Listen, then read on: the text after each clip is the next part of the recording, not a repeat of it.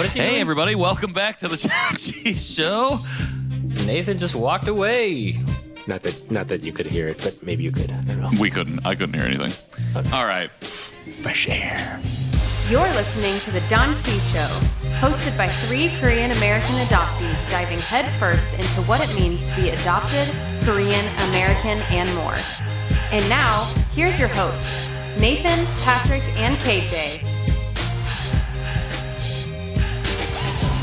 Welcome back, everyone, to another week of the Janchi Show. Well, I guess welcome back to all of our returning listeners, and welcome to all of our new listeners. I am Patrick Armstrong here with my fellow co-hosts, Nathan Nowak and KJ Relke. Boys, how are we doing? Hello to our new listeners, and to our longtime listeners, thank you. And to our short-term listeners, sup. And to our parents, thank you. Can you define? It's just random to our parents. Can you define short-term listener versus new listener? Like, this is not their first episode, but it's also not their 10th episode. 5th episode? I'll say 5th episode. What's long-term? Is that 5+? I'm going to say long-term is like 20+. Okay. So there is a gap of listenership. So there's a gray area between 5 and 20. I mean, That's we're what we're about on the Janchi Show. We're all about the gray areas, you know? It's got a percentage of 125. Yeah. 20%. Speaking of gray areas, Nathan, can you define Janchi for any of those new listeners? Wait, Sure. is that a gray area? It's kind of a gray area. Sometimes it is. It can be. I mean, We'll see how talk he about describes it first, and then we'll go from there. I mean, we've always kind of described it as a feast. Janchi is a feast, and we are feasting and celebrating on our adoptee stories and other adoptee stories and about our history and culture that we are learning about. And we feast at the end with a snack or drink. So, is it just me, or is Nathan coming in a little bit lower, a little bit more sultry at the moment? Oh, I'm getting closer to the mic this time. Quiet. He's real quiet. I'm going to give... No, it's okay. It's all I didn't know if you're like sick or ASMR. something, or if your throat was hurting you. I think No, it's just Nathan After Dark right now. this is No, Nathan my after dark. allergies have been crazy. This is Nathan after 3 p.m. This is Nathan with stuffy nose. No, I have actually. My allergies have been crazy this week. I So went to you're the zoo. sick one. I feel like Yeah. my allergies have also been bothering me this week. Yeah, I think I I woke went to up- the zoo and I got zoo animals sick. It was crazy. Classic. No. Yeah, I woke up the other day and my right eye was just, I could feel that it was bothering me. And then I went out into the bathroom and it was just real swollen. I think I fell asleep on the couch with like a cat hair got there and it was just like, huh? And it sucked. Random question, but how are you on medications? For example, do medications? I know could be an off air, but I think it's an on air Depends on question what because this is part of us because I've heard specifically because we don't have any Asians. family medical history. Well, that's true. We don't have the medical We're history, just but flying blind. I think Asians in general have some sensitivities to certain medications more so than others. For me, I feel like it definitely, I require lower doses and it affects me a lot. Look, so I'll have one NyQuil and I'll be good for, I'll be still feeling it the next day. A single NyQuil. Yeah. Or It lasts dose. longer than the Than 12 the to 24 4 to hours. 6 hours. Okay. Yeah. 4 to 6 hours. Okay. Yeah. You're taking a week. You're taking the week NyQuil. Yeah. I don't know. I have to take 2 Zyrtec for it to be effective. So I feel like I'm going the opposite way of you in that regard. I don't think that's good. The only medication allergy that I am aware that I have is to Vicodin, which I discovered post-surgery in high school when I took the Vicodin and I could not breathe. Okay. And I had to go right back to the hospital. Well, that could be an allergy for sure. So that's the only one that I know of from a medication allergy standpoint. But other than that, I feel like I have to take a lot more for it to be effective on me. So I don't know. So I also bring this up because I was recently on a statin for my high cholesterol, and that's, it's to help with lower your cholesterol. But the specific statin that I was on said, and maybe another medical professional can back me up on this, but when I was reading the side effects and all this stuff, one of the things it said was has more of a side effect to Asians, specifically on Asians. Interesting. And I did have side effects, and so I actually had to stop that statin. But what were your side effects? Was it death? Was death one of them? I'm sorry. Was You can't ask that. That's a medical.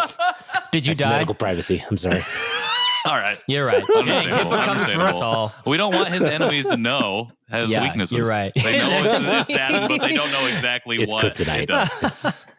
His table tennis enemies.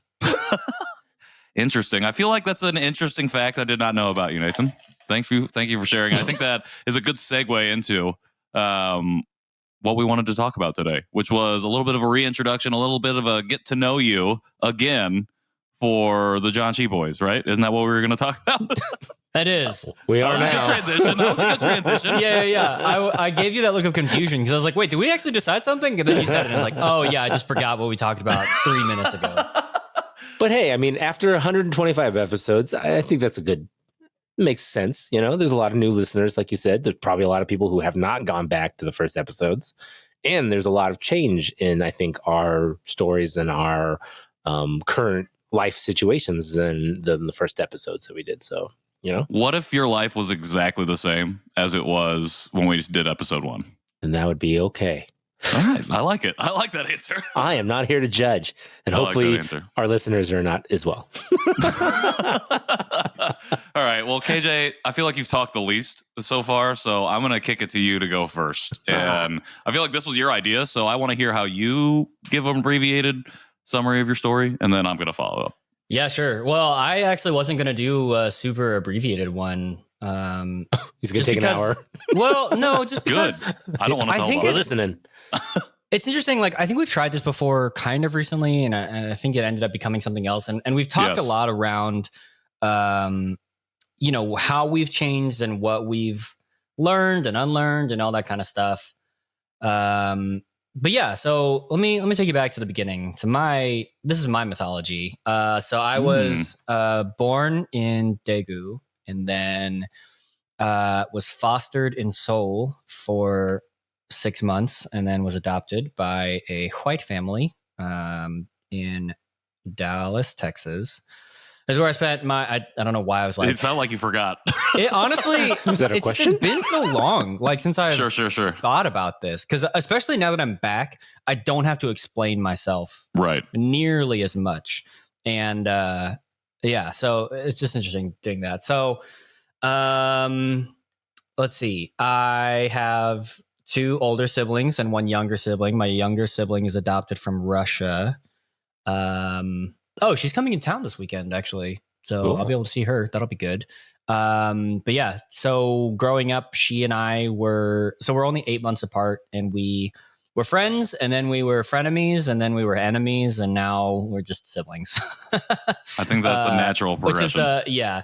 My older siblings are like at least 10 years older than me, and they're biological to my parents. So, yeah, we were not that close because like by the time I entered kindergarten, my older sister was like starting college, so I was like, well, all right. But yeah, growing up, I liked music. I was super involved in my church and did all of that. And so I mean, I was like when I say super involved, I mean I was like Bible Bowl champion. Like I had tons of scriptures memorized. I was like the fastest to find scripture verses. And whatever, I evangelized to one of my friends in elementary school when I went to public school for a hot second. So he was Asian, which was fun because he was like, "Oh yeah, my family is Buddhist." And then I was like, "Yeah, anyways, you want to become Christian?" And he was like, "Yeah, sure." And then so we like quote prayed a prayer that I just kind of made up because I was like, "I don't know what I'm doing." And then I told my Sunday school teacher, and they were so proud of me. And then We're like trying to next week- convert that, your friend. for successfully converting. Oh, so, They prayed the prayer. Okay, So okay. and then the next week they ask a follow-up question and they're like, so how are they doing? Like, are they coming to church? And I was like, yeah, they're asking a lot of questions. No questions have been asked. I Not a was just single like- one. Yeah, in my head I was like, all right, cool, you're a Christian now, I guess. Hooray for you. What a low bar for conversion. Say this Yeah. prayer once and then you're in. I You're mean, in. honestly, if you look at theologically, that's kind of all it is, all it takes. So Mhm. how it's come this far and become this bad is beyond me. But yeah. So yeah, then let's see, high school, graduated, college, studied to be a worship leader, was a worship leader for a long time in the Midwest. And then 2020 hit and everything, my whole world flipped upside down. That's what I call my moment of apocalypse was when 2020 hit and I was doom scrolling on Instagram and you see all this stuff about anti-Asian hate and things, and just living in a super red state was terrifying. And yeah, and I was just afraid for my life. So yeah, that's when the apocalypse happened. Sorry, did you have a question? I do have a question, actually. Okay, bring it on. Oh, do you have a question, Nathan? I have a couple, but go ahead. Oh, so my question, I think it was more like, I think moving us along the timeline as well, was going to be, when after that how did you find out about Dear Asian Americans? How did you end up on that show? Yeah, I wish I remember, because I know that that's like a common origin point for us. Right. But I really don't remember. I don't know what got me on the kick of like, I just need more. Honestly, I think after George Floyd is murdered and everyone was like doing the thing of like diversifying feeds, I think that might have been where I kind of stumbled on it, just as I was looking for more non-white voices, more non-pale voices, non-male voices, non-stale voices, if you will. Yeah. I was just like, I think that's how I found it. And at the time I was like, oh, it's got like 50 episodes. That's got some things that I can listen to. Little did I know that like 30 of those 50 were released in 30 days. And I was like, oh, well, this feels like cheating. So I thought it'd been more established than it was, but yeah, that's how I got connected. And then I was like, I started DMing the account because I didn't know it was just Jerry. I thought it was bigger than him at the time. And so I started DMing. I was like, oh, you should have like this person on, whatever. And then I was like, can I go on? So I just like kind of applied. I don't know. I just kind of shot my shot. And and then Jerry was like, who's this rando worship leader from the Midwest applying to be on my show? So, and this was after you had heard my episode? I hadn't heard your episode yet. I didn't go back super far. And then he was like, oh, you should listen to Nathan's and like go and listen to that. I was like, yeah, okay, cool. So there's after I think had messaged to be on the show that I went back and found that. But I think actually there's someone from St. Louis who her story really resonated with me. And I was like, oh, I could be on the show. I can do this. And then, yeah. So I think the other thing too is because it's an interview style, like it just made it feel more approachable. You know, like I didn't have to like be an expert on anything other than just being alive. So yeah. Telling your story. Mm-hmm. Origin story. I guess my question, sorry, going back to when you asked me if I had a question. So my question was, since we're kind of doing this as a follow-up, what things other than, of course, those are the normal things about your history that we talked about in your episode, but what things have changed? Are there things since that episode that you would like to walk back, clarify? Yeah, walk back, clarify, discover. No, just things that are different specifically that maybe you wish you had said or something in that episode. Oh, okay, that's a good one. That's funny. No, I don't have anything. Walk back. Any controversial hot takes that you want to take back now? I don't know. I mean, the thing that I could walk back now is just like my general faith journey is not at all where it was when I started this, which has been a pretty big, like kind of behind the scenes thing for me. But yeah, it started a whole series of like disillusionment. So, but no, I think the things that have changed are, I'm more okay with the pace that I take learning at. I'm okay with not trying to shovel all of the Korean stuff down my throat all the time forever, whether that's like music or shows or food or language or whatever. I still every now and then go back to the Korean culture dictionary that we have, like because we read so much of it and like we're kind of digesting that. I was like, oh man, what was that thing? Is it jang that it is? It's like the pastes. And so there's like samjang and doenjang and all that kind of stuff. And like, so like those things kind of just like float in my brain now, which is really nice. But yeah, I think the main thing that's changed is I've like gotten over definitely not all of, but most of my imposter syndrome around being Asian American, around being Korean, around being adopted. And now I just have the normal imposter syndrome about like, am I cool enough? Right. So yeah, I guess that's not imposter syndrome. That's just insecurity. But Yeah. So just It the normal feeds it. insecurities Feeds these it. days. Feeds Yeah. it though. It's a So, feeder. Yeah. I like it. I think I've seen those changes as well. Mhm. And the stuff that you do and the things that we talk about, I would concur. Yeah. I mean, just the obvious, answer too for all of us would be that so much more language and so much more that we've learned about the adoptee community and about ourselves where we fit into that adoptee community, I think is probably obvious in itself. But I mean, just looking at you now, the listeners cannot see, but you are wearing a shirt that says "Not Your Model Minority." And so, yeah, that's true. I now know what a monolith is and why we are not that. I just remember early days, so many people were like, "We are not a monolith," and I was like, Yeah. Who was saying we were a monolith and why? What does that mean? What do you mean? I was like, What my does that fist is mean? up, but I don't get it.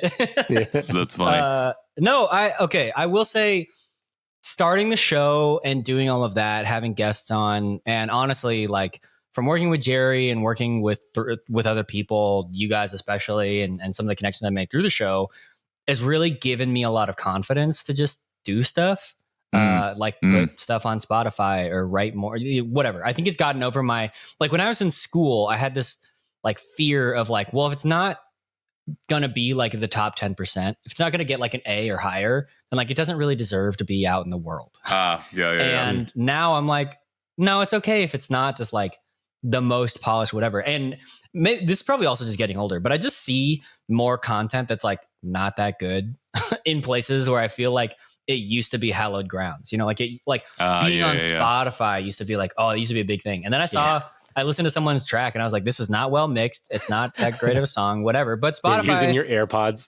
Spotify is like, it democratizes the opportunity to publish music, and like, just like Amazon, as much as I don't like the platform, it can like make it easier to self-publish your own books and that kind of stuff. And so like the more like okay content I saw, the more I was like, oh, this is good. And like the okay content would still get a lot of praise and accolades, whatever. And so it's made me more confident to do the things that I want to do, but it's also, and more significantly, made me more confident in my ability to big other people and to like be like encourage other people to be loud and like to really like amplify their stories and like bolster their confidence and their self-esteem in as much as I have any say in how they feel, because of that, like because I got over that myself, I'm actually then able to spend my time putting that back into the world. I like that. Mm-hmm. Any specific moments that really stand out to you over this time since episode 1 to in between 1 and 125? I don't know that I ever expected to connect with the community like I have. You mean like as a whole or like specifically like in your local areas? Both. Okay. Because like, first off, doing the Janchi Show, becoming friends with y'all really taught me like the power of online community in a way that I think I'd only like read about or heard about for like some like hardcore gamers or people who like, spend a lot of time on blogs or you know what I mean? Like there's certain kind of like niche communities or like, I just found my family. And that's been really impressive. And the fact that I've like connected with adoptees and other people, adoptees and allies broadly, on LinkedIn, Instagram, Twitter, Facebook, in person, like whatever, just kind of all throughout all this stuff has been really powerful. But then to be able to foster these relationships and then meet up with them in person has been like uniquely profound. And the sense of community that I have with people, especially then when like added with like physical, like in-person meetups, is really powerful. It's one of the reasons that I love doing the Janchi Show lives. And, I love being close to other adoptees here in Dallas is just, it's just a really unique thing that I really appreciate. So, yeah. I agree. I feel like getting like before doing any of this, I never would have been friends with or connected with or even reached out to any of the people that I now call very good friends or brothers like yourselves. Like so close of so intimate of a relationship that it feels like family. You know what I mean?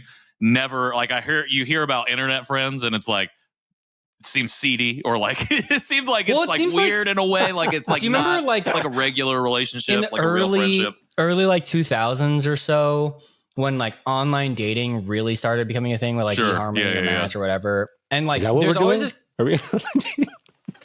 Yeah, Oh basically. God! Oh, sorry. It's an online courtship, actually.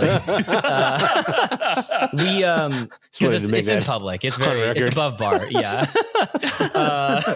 No, but like, do you remember like the stigma of like couples who met online? Oh yeah. And you know what I mean, as opposed to like meeting in person. But now it's like, I don't know, we met on the apps, like Right. everybody does. You know, like, and I think what COVID did. And for me, what the show did and connections that through the show was it like it normalized you just have to meet people online.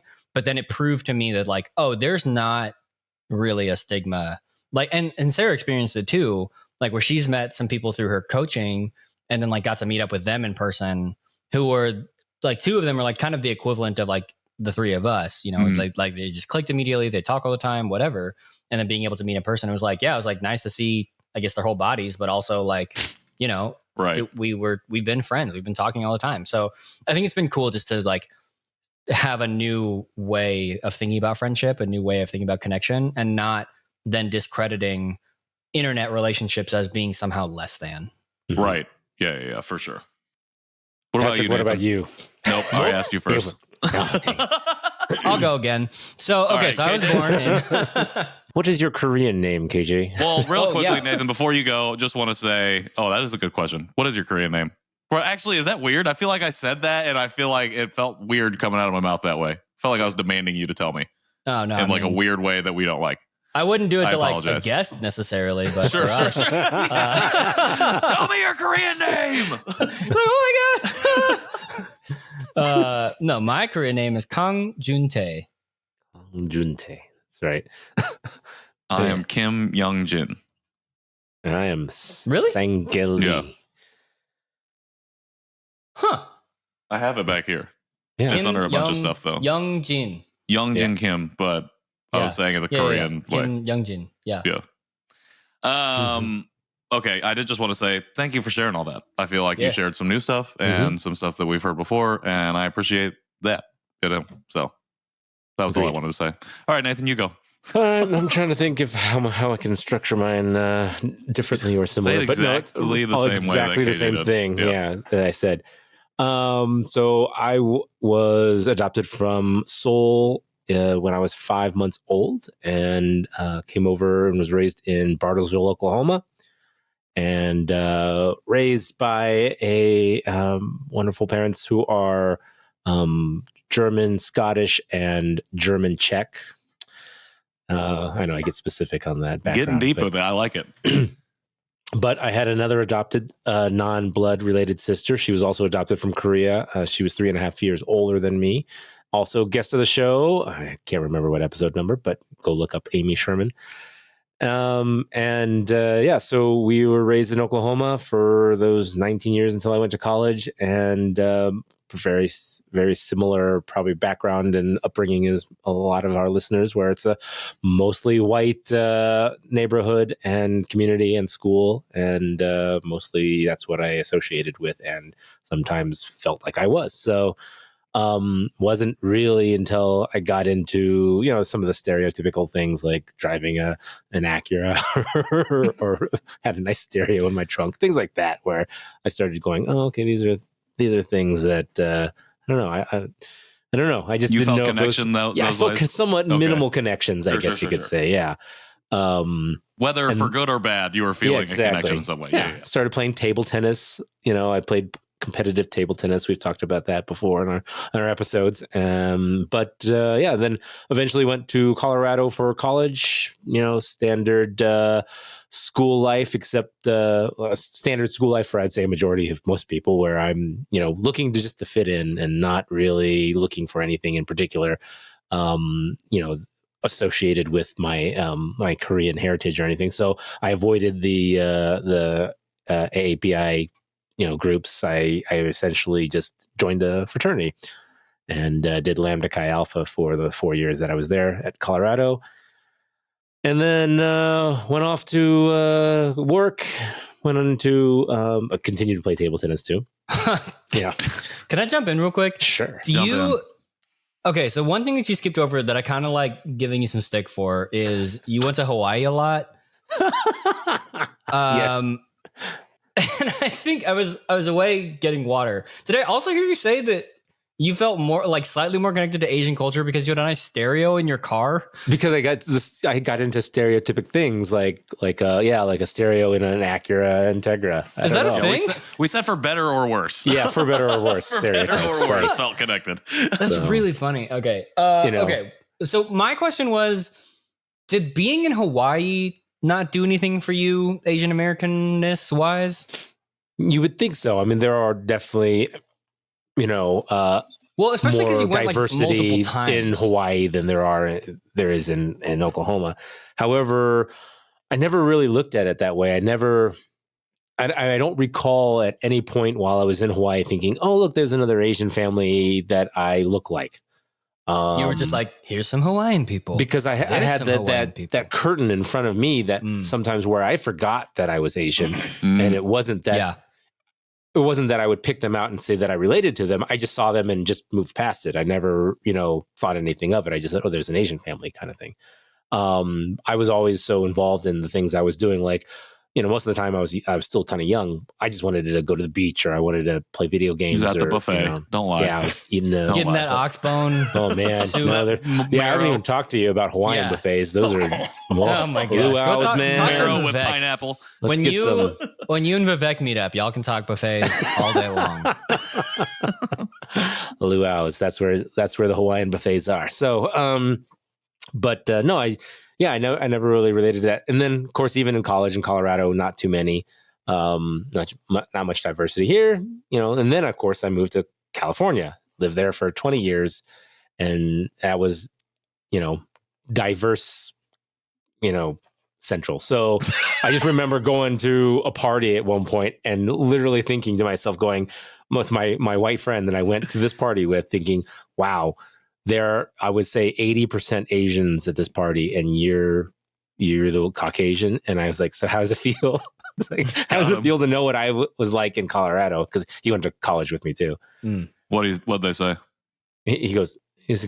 He liked it though, because he was actually he was more into Asian culture than I was at the time.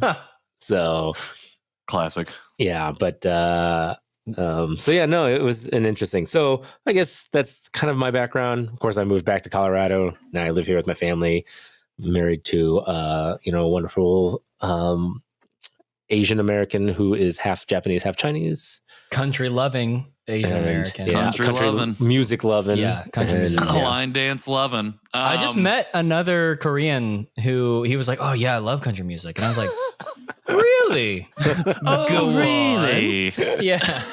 So, and then I immediately thought of you and Allison. I was like, "No, that's funny. look, I definitely there's more of them." I don't listen to it as often as I used to, and that might be from just some of the, I don't know, things that I've learned of certain artists over the years, or certain, political differences or views, or just words and phrases in lyrics that I don't necessarily relate to. And so I have that's one thing that I have, like you were saying that, I have a little more discovery on religion. I would say I have a little more discovery on pop culture. You're walking back your love of country music. Exactly. I'm walking it back a little bit. I'm walking it back certain things for sure. And that, I think that's what growing is about, right? You learn what you like, you learn what you don't like. And I think that changes over time based on your views. So, and even if your views are at some point kind of non-existent, because in college, you really didn't have many views. Even if your views are non-existent? For me, at least. I'm speaking of myself. My views were, let's go have some fun. Let's go ski. Let's eat. Let's party. Yeah. So, Nathan was the epitome of amazing grace. He once was blind, but now he sees.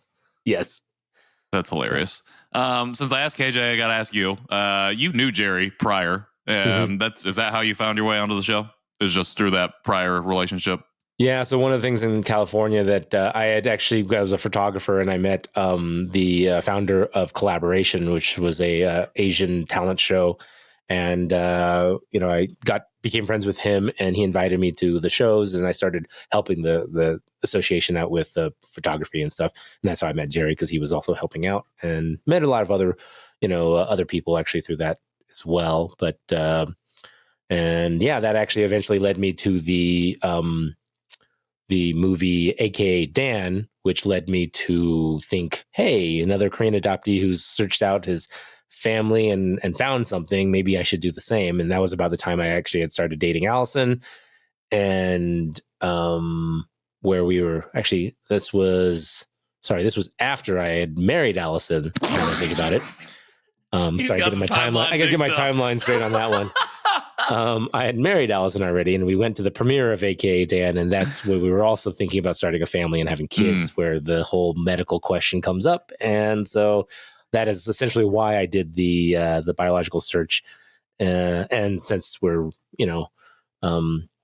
introducing ourselves, I am in reunion with my biological siblings. I have 6 siblings, 1 brother and 5 sisters. They are all in Korea. And I may be going to see my brother in 2 weeks. Back to Hawaii, baby. Back to Hawaii. He's going to go to Hawaii, and so he invited me to meet him there, and it's kind of a halfway point. So I think I might make that jump. So that's exciting. Yeah. It'll be only the 4th time I've seen him in person, though. That's wild to think about. Yeah, I know. I mean, when did you enter into reunion? What year was that? 2016 was the first time I met it was when I met my sister first. And then it was 2017 that I actually went to Korea to meet the rest of the family. I always forget that it was that long ago. Like, that feels like a long time ago. Yeah. And like us starting the show feels like a long time ago. It's true. And it's like, so true. Even that part of it, that part of your story, I always sometimes forget that you'd been on that journey for a little bit longer than especially myself or KJ. And even in those years since we started the show, I mean, the only things that have really changed in the reunion side of things is just the communication. I mean, we still just, talk about things online or on this app that we use. That's a kind of like Facebook, but it's not, I mean, it's very still basic. I mean, that part of the communication is, I would say, more frequent, but I wouldn't say it's different in any way than it was maybe 2 years ago.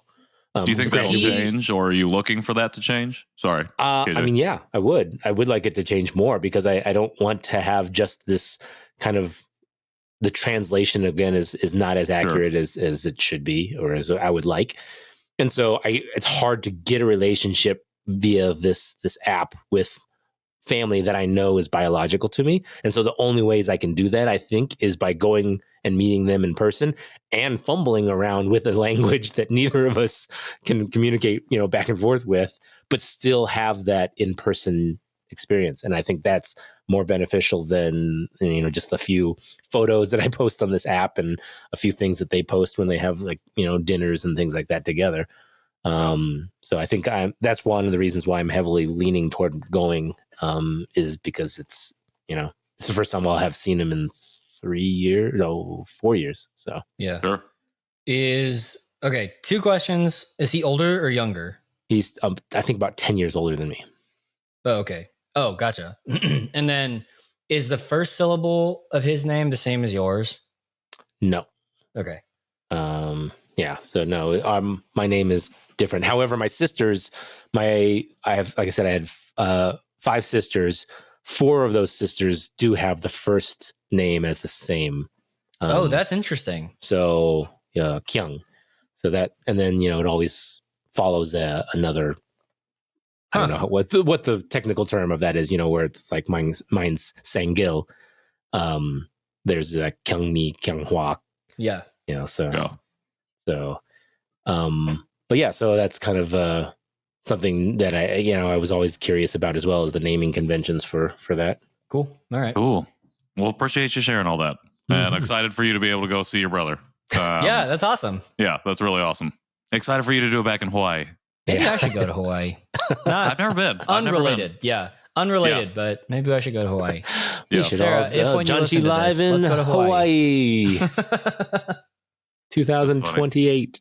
2030. 2030. Is it my turn? Yes. Yeah, man. It is your turn. All right. Well, I'm the longest winded of us usually, so I'm going to try and keep it the shortest amount of time. I feel like I've been having this conversation a lot recently too. So Yeah, I was born in Seoul in 1990 in March, and I think I was about 9 months when I was adopted. I believe it was in November, and I think if I do the math, that's correct, but I could be wrong.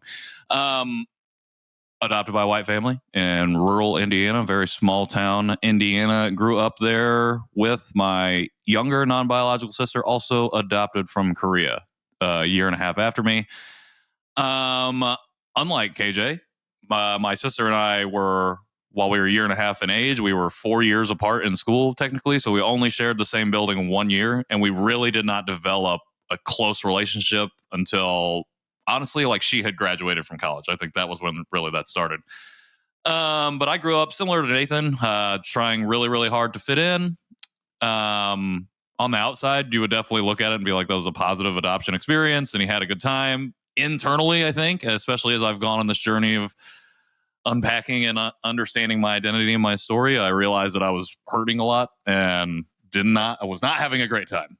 Yes, we'll leave it at that. Same. Thank you for saying that, because I think that's a part that I often leave out of my story and is really common. Yeah, because you skirt around the hard stuff when you're, especially like in this context where you're just kind of telling an abbreviated, like people have heard it, but or like you don't want to get into it. But yeah, I think it was for me too. It was like positive on the outside, but internally I was hurting.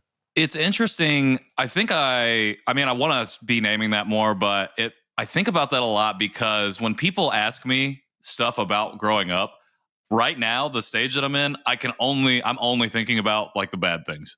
Like I can remember good things, but the things that rush to my mind are like these mini to massive traumatic experiences that I had. And those are the things that I think about. Like I can remember, like those are the recalls that I have. Like I remember the good stuff too, obviously, or I wouldn't be able to talk about it. But like when people ask me to like recall events, like some of the first things I think about are those really negative things. And it shows me I'm still processing all of that. Yeah. So, anyways, did all that growing up and very deeply internalized the community and the whiteness that I came from and grew up in, and took that with me to college. Went to Purdue, actually went to multiple colleges. Won't get into it, but did not end up graduating, bounced around a little bit, spent the majority of my college time at Purdue, ended up leaving, working a lot, and honestly just being very aimless and wandering for a lot of my young adult life. And ended up finding myself in San Diego for a year, Chicago or Houston for a few months, and then found myself back in Indy and was really like on this verge of probably like a serious breakdown. And ended up meeting my now wife, Emily, and really starting to hang out and our relationship developing. And we ended up moving to Chicago together in 2018. And then in 2020, as the pandemic broke out and we lived in our very tiny apartment, we decided that we wanted to live somewhere that was bigger, more space, and cost less than where we were. Ended up back in Indianapolis. This was also the same time as I said, the pandemic was happening. A lot of like Black Lives Matter was obviously very much at the forefront right then with George Floyd and Ahmaud Arbery, Breonna Taylor. And then there's just a surge of anti-Asian rhetoric and violence happening as well. And as many people know, the story goes, I was sitting on the couch one night with Emily. We had just got done talking about starting our family and what that would look like. And we were watching Always Be My Maybe. And the movie just affected me in such a way that I turned and looked at her and said, how am I going to teach our kids to navigate the world as Asian American when I don't know how to do that? And that was the moment that had me start asking all these questions. The very next day, I looked up Asian American in my podcast player, found Dear Asian Americans, listened to it, listened to the first episode, reached out to that guest on a whim, cold email, still have the email, just telling him my story, my situation, and that I had rejected myself for a long time and I was ready to start doing that work. He sent me a study called Too White to Be Korean, Too Korean to Be White, after explaining he wasn't an adoptee, but knew others who were. And that study then propelled me. It was the first time I'd ever read the word adoptee and ever read anybody else having a similar experience, because it was about 12 Korean adoptees who grew up in the Midwest. And so from there, it was, as I described, probably in that very first episode, I went from 30 years of walking the other way to now having to sprint in the opposite direction to learn. And long story short, the show happened. Did a lot of great things with Jerry that led me through this period of reclamation, out of that rejection period, and then eventually in May of 22 in New York City, finding self-acceptance, and now having been on that journey for almost a year. And it's been amazing in that time. Been able to go to Korea, going to go to Korea again. Been able to do a lot of stuff. Got married, whole bunch of stuff. But yeah, that's my truncated version. I try to keep it short and abbreviated because there's a lot in there. No, I think it was good. I also remember, how insane it was, because you were going from like vagabond energy, basically, to like, oh, this is where I'm going to be. And I think from what I have experienced, just moving from Springfield to Texas, which is, like, I know where, this place or whatever, but it's still hard to make friends or whatever. So you really do have to like have a lot of energy and like really push and really like force your way to, if you want any sense of community, any sense of life, any sense of more than just staying in your home and doing your job. Right. So I think you definitely brought that energy to the show. And then when you were like, adoptees, you were just like, just full on. Yeah. Like you made Sonic the Hedgehog look slow by comparison. Like how intensely you were going into that, it was that was wild to. I mean, do you even know how many books you've read over the last 2 years about adoption? I mean, not as many. Honestly, not as many as I should have, or probably recommended to other people. But more so it's than a fair amount. A lot. It's a fair amount. Again, those I always go back to the 3 and then 4 books that I consider foundational. Adopted Territory by Alina Kim, Invisible Asians by Kim Park Nelson, To Save the Children of Korea by Arissa Oh, and then Disrupting Kinship by former guest of the show, Dr. Kim McKee. Mm-hmm. And it's easy to go back to those. I look at Nicole Chung's books as being very pivotal, having just read A Living Remedy and it having a very profound effect on me, not even just as an adoptee, but as somebody in grief, I think. And, thinking about even just random people, not random people, but people who I've just stumbled across on Instagram or otherwise, like Melissa Guida Richards. She's a Colombian adoptee who has a book called, I can't think of the title now because it's super long, but like it's what white parents should know of what white adoptive parents should know about transracial adoption. That's an excellent book. Not even for just adoptive parents, for adoptees. Like there's so much out there, and it starts with just that one thing. Like I remember watching AKA Dan's documentary before I think we recorded an episode, or maybe even before we started the show, and just like weeping at that. And but because it was like, you put it in a good way. I was coming out of this vagabond state, really, of just still not really knowing what I was doing, thinking I was finding a way, but wasn't. And like now, to think about that version of me to where I am right now, who feels like you, KJ, super confident, or like much more confident to be able to make those relationships, to go for it from a like entrepreneurial or just a work perspective, like a professional perspective, is so wildly different. And that's like, those books help me be able to continue that accelerated path. Yeah. No, I mean, it's funny too. Also, KJ, you mentioned the fact that you moved from Missouri to Texas. I also moved from California to Colorado. Like there was a lot of changes from our first episodes, from the first times when we were telling our stories. Patrick got married. Yeah, Patrick got married. He also went to Korea. And he's gone to Korea for the first time. Yeah, damn. I mean, definitely have been a lot of changes. It's crazy. I mean, it's been a great ride. I mean, as far as and this is the end of it. And this is the end. We did all of this to say goodbye. No, we're still riding. I'm still riding. There's still gas in the tank. No, I got that Fast Pass Express, baby. Something that I've still find fascinating is the fact that we did not know each other going into the show. Like coming together, even for the first meeting, had no idea of each other outside of our respective episodes. You guys might not even knew who I was because I don't think my episode was out yet. Definitely did not. And that's something I still get from new listeners, especially who listen to a more recent episode before going back. And I'm like, oh yeah, we didn't know each other before. And they're like, what? Like, if you think about it, like that is honestly a testament in of itself of the show. Like, it's a lightning in the bottle situation. Like, very I think true. all of us were open to meeting because COVID had us. That, like I said earlier, like we were just open to internet friends because those are the only friends you could have. That's true. And so it was just like, yeah, I mean, why not? And it really was. It was such a unique thing. And I was struck too by, because I forgot that Always Be My Maybe was like kind of the moment. Was it the thing? It's the thing like in the opening scene, right? Where like, it's like very much in the beginning. Yeah. And they're like, oh, the no. red scissors. And she's like, we use scissors to cut. This is how, because like her parents are not giving her enough attention, or like not really paying attention to her. Also, like she goes over to, So, well, okay. So what's wild too is I've had a similar experience like that now, and thinking about my own, like, what's changed for me, like Koreanness has become like home base in a new kind of way. So I was watching the reboot of Quantum Leap on Peacock, and the lead actor is Korean. Ben Song is his like, character's name. There's this flashback where he talks about like being an immigrant and like he loses his mom or whatever. Like it's one of like the things that drives his character. But there's just this like moment. I don't know. He's like in the living room doing homework and his mom is making dinner, probably noodles or something. I don't know. And she just turns around and says like, Ben, 엄마 사랑해. And it's like every time I hear that, if I don't straight up bawl, I tear up pretty heavily. And I think it's a testament to something that's changed through the course of doing the show and other things is like, I don't have to like, I think before the show, I would have been able to like parse that out, be like, 엄마 사랑해. Like those are like common Korean words, like mom loves you, right?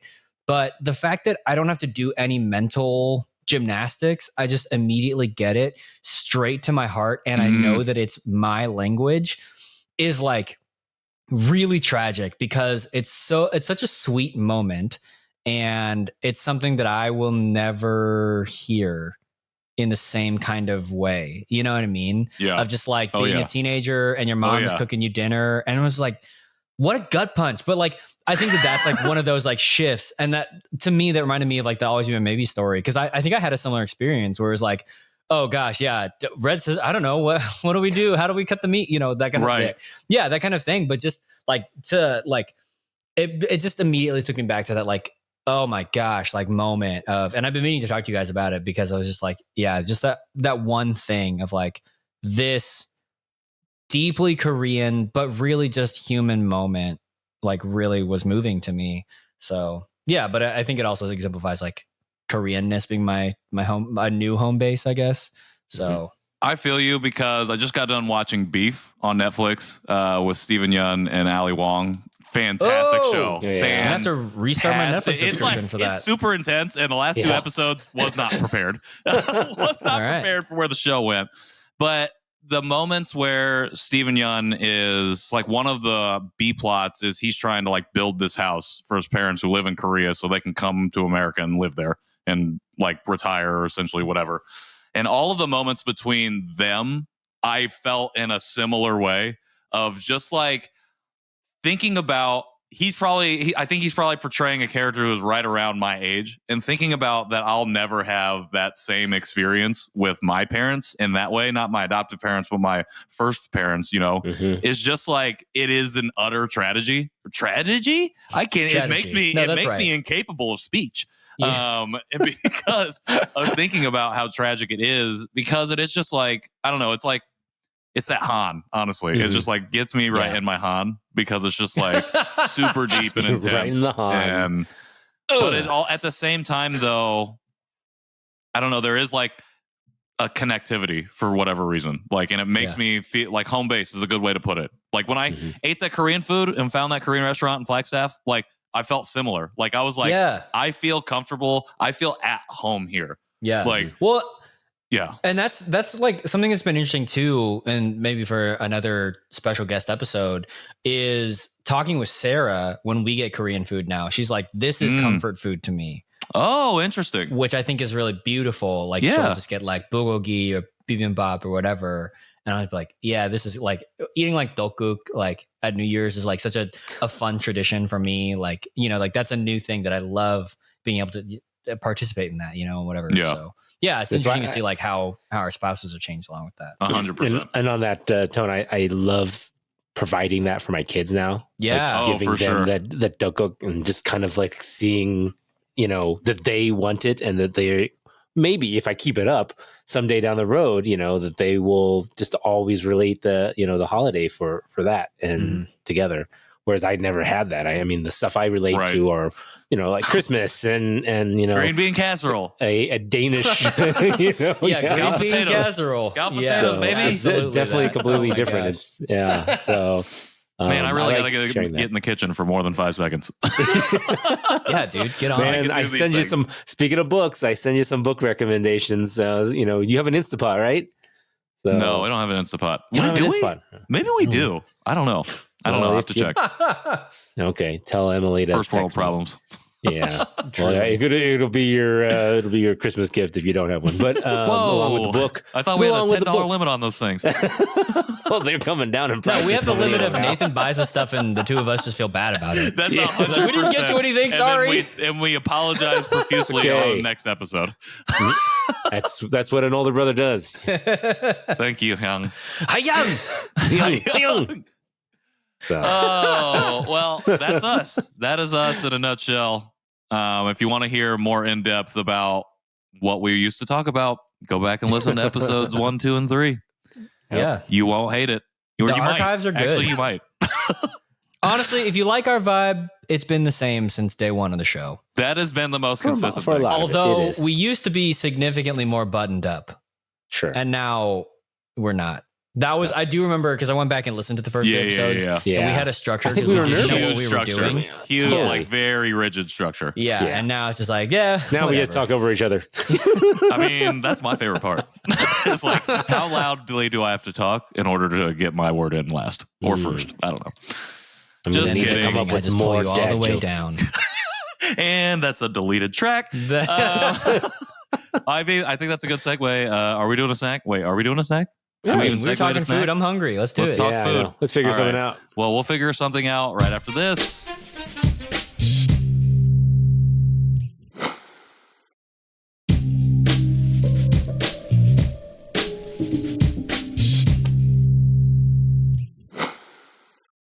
Welcome back to the Janchi Show. Food time. So, why do you keep laughing?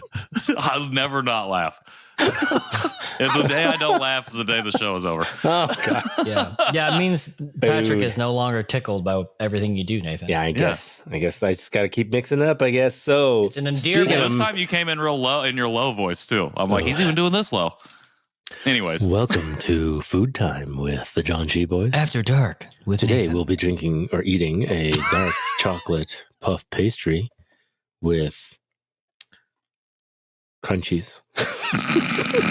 with crunchies. with Crunchies is probably not a very thing. Yeah, so since 1934, speaking of switching it up, we are switching up. If many of you have are new to the show, we are now doing snacks of all Asian origins. So this one is actually a product of Taiwan, and it is made by a company called I Mei, and which is really funny because below their logo, it's their motto or their slogan says "Good Food Provider."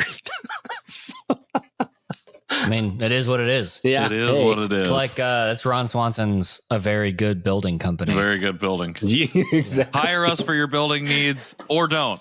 I don't Yes. care. Hey, I End like of Wait commercial. 15, I like wait 15 seconds. I End like of a commercial. confident food company. So, if they're confident, I'm ready. So it is a Smells puff good. pay dark chocolate. Yeah, it looks This like is gonna be good. I can pretty already tell. tasty. Looks like Yeah. it's got some rice. I know, on it. like I said, it has crunchies. I know I wasn't kidding when I said that. Whoa. Better Oh, yeah. than I expected. Yeah. Whoa. I was expecting it to be lighter than a pastry, like hollow. It is. Mine's But kind of hollow. got a Mine's got a big. substantial. I feel like It's a this has puff got pastry. a substantial Yeah. puff to it. No, it does. Definitely has like a puff, like a croissant kind got of layers. feeling. Yeah, like a layer, Yeah, like a croissant, but It looks chocolate like a croissant. coated. Oh, But yeah, yeah, it's really good. Oh, man, that's so good. Here's the deal. As I said before, I love anything with lamination. Love those layers. Puff pastry is no exception. Yeah. Dark chocolate, that's the dream. That is a good My dream only, that I had. my only like complaint is that it's like totally covered in chocolate, and I wish it was like no. on Like the a half inside. chocolate. Oh, Because okay. I don't like the sticky finger business or like melty chocolate Just on my shove fingers. it all in your mouth like Patrick So does. I did have to. I ate it in 3 bites. I bit How it. dare I ate it you. in 2 because I had to eat it in half. Hold on in my mouth. Yeah, That's better. because I wanted to see the inside. But then, it's good. I think very the good. chocolate is good. The pastry is good. I assume it's not expired because the pastry is that good. So No, not all of the snacks I buy you are expired. You said that 2 times ago, and it was expired. Yeah, I know. This one expires in October. We're good. yeah. So I like it's this one a delicious. lot. It actually I'm gonna give also, this- I was reading the ingredients. One of the ingredients is coconut powder, and I can actually taste a little coconut little in there somewhere. coconut. Yeah, Little cocoa. All right. little cocoa something. All right, KJ, what were you going to say? I'm gonna give it 5 out of 5 little crunchies. Dang. Well, there we 5 go. out of 5 Yeah. little crunchies. It's I'm going to super give it a good little 5 because out of 5 little crunchies as well. Even though the chocolate's on the outside and it makes my fingers messy, the flavor overall still super worth it. So Yep. yeah, I'm giving it a 5 out of 5 as well. 5 out of 5 little crunchies. Don't even have anything else to say about it. It's just, it's the perfect snack. Yeah, Done. no, I'm End of rating. yeah, I agree. I Mei did it. You did a good one here, and it also looked really nice. I mean, just the packaging, it looks pretty appetizing with a little for the fancy plate. for the non-viewers of this audio podcast, it's a box. It's a It is box, but it's a got nice 3 box. nice chocolate pastries on a nice plate. It just looks fancy. It's a nice box with a nice photograph. Yeah, and I will say, that makes it look Yes, yummy. I constantly forget that you send us just individual pieces from the box that you have. But Mhm. whenever you hold the box up, I'm like, yes, and that's what I go look for. And then it's just the 2 things, and I'm like, and then when it's good, I'm really like, why don't you just send us each of a whole box, dude? It's Wow. it's not asking so much to just go out and buy all of our snacks in multiple quantities. Come on. I am doing this for your health, sir.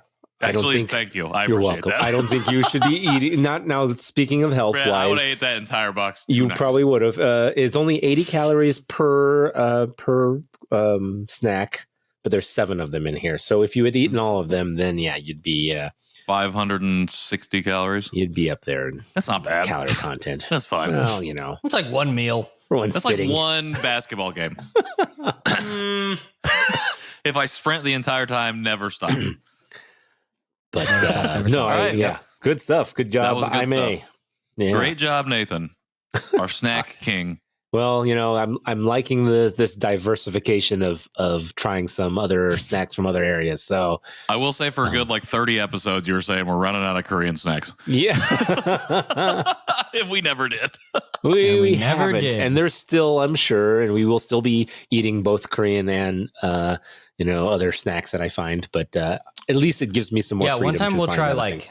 I don't know. Have you heard of this? It's an American snack called Cheetos. Ooh, I can't wait for that one. I've never Toes. tried Sounds them good. before. I wonder if they have a really, really, So it's the really hot toes version. of the cheese? That would be It's my the- favorite. I don't know if I like eating toes. Okay.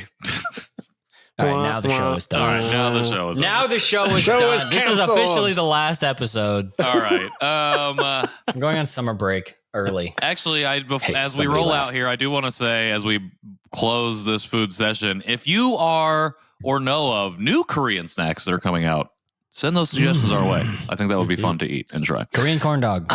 The Or Korean if corn you dog. are- Okay, Yeah. real quick though, in Flagstaff, there was a Korean-owned corn dog shop, Uh-huh. and Yep. they just sold Like a gigantic corn dogs. No, Covered it was like in sugar? they're just there. No, they have of all kinds. One of them was a flaming hot one, Mhm. dipped in flaming hot Cheeto dust, Nice. and it destroyed me. But it was 100% worth it. Yeah, it was. I forgot about that. I'm mad I didn't go back for at least one more. Yeah. Well, I'll take you to Dang, one if you come out here to Flagstaff Denver. got that Korean food game. What the heck? They've got a low-key Yeah. Korean food going on. If you want to hear more about that, you can continue to listen to this show or check us out on all the social media platforms at Janchi Show. You can also go to our website, janchishow.com, and find out all the different ways you can listen to the show, check out the show. You can go to janchishow.com/support to find out all the different ways you can support us. If you're feeling so inclined and wanted to leave us a rating or review on whatever podcast player you are listening to us on currently, that would be greatly appreciated as well. And if you wanted to send us an email, you can do that too. You can send that to janchishow@gmail.com. And if you want to leave us a voicemail, a voice message, as I used to call them, you can do that at 977-967-9. What is it? I forgot the number. Close. 972-677-8867. I'm not going to lie. I was not going to say 2. There was not a world. There was not a world in the next 20 minutes where 2 was coming out of my infinite mouth. multiverses. 2 was never coming out. 2 was never. Yeah. 14,605,000 not coming. Yeah, at that number that Nathan just shared with y'all. If you want to find me and listen to more of my ramblings, you can do so at Patrick in the World on all the internet places. I am online at KJ Roki, wherever I want to be found. I am in the interwebs at Nowak and Nathan Nowak. Oh, and also, if you do want to just have a little bit of that extra Janchi sauce, you can find us at the Janchi Show After Party on Facebook. That's a thing that exists and a thing that we occupy and inhabit. So go there and have a good time. Or start like a Janchi Show subreddit. Ooh, there you first go. person to start a Janchi Show subreddit Gets a shirt. Gets a shirt and a shout out on the shirt. There we go. I'm promising I don't know too about much. that seems ridiculous. Have you All checked right. to see if there was already one? Oh, Janchi Show subreddit? Yeah. I don't believe it. Oh. Well, as KJ, I mean, if there is, KJ Googles it that right would be now. amazing. All right. Well, it Thank was you, great everybody. to catch up with you. Great to catch up with you, boys. Great to hear our stories again in slightly more detail. And thank you to everybody who's listening. Detail. Oh God, I just burped from that rice crunchy. That's not detail I needed to have. And on that note, it's going in. It's going in until next time. Janchi Janchi. Hey-o!